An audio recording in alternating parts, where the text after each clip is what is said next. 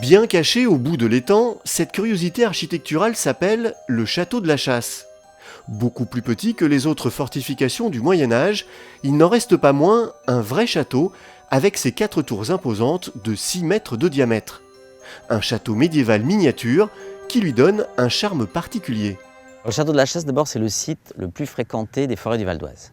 Premièrement, c'est là où, en un week-end, surtout s'il fait beau, il y aura beaucoup de monde.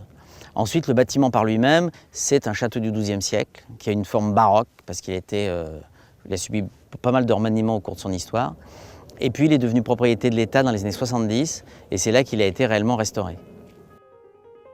Aujourd'hui, le château est la propriété de l'ONF, l'Office national des forêts, mais son premier propriétaire est au XIIe siècle le connétable Mathieu de Montmorency.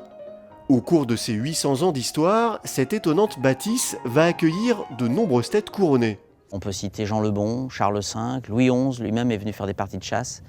Et petit à petit, il est tombé en désuétude quand il y a eu la construction du château des Coins. Et à ce moment-là, le château de la Chasse est tombé un petit peu à l'abandon et puis surtout en très mauvais état.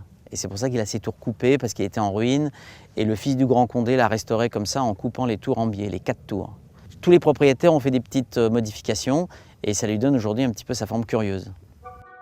Autre curiosité pour les visiteurs du parc, l'intérieur du château. Interdit au grand public et seulement ouvert aux groupes scolaires, il reste un mystère pour les nombreux visiteurs du parc.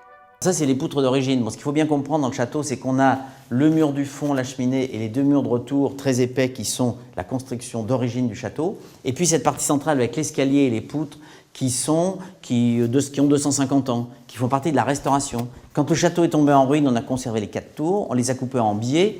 Et puis au centre, on a reconstruit un bâtiment avec une façade un peu moins épaisse. Et puis cet escalier qui monte sur les 3 étages. La particularité du château, c'est que les niveaux ont changé et qu'il est biscornu parce que les utilisations ont changé.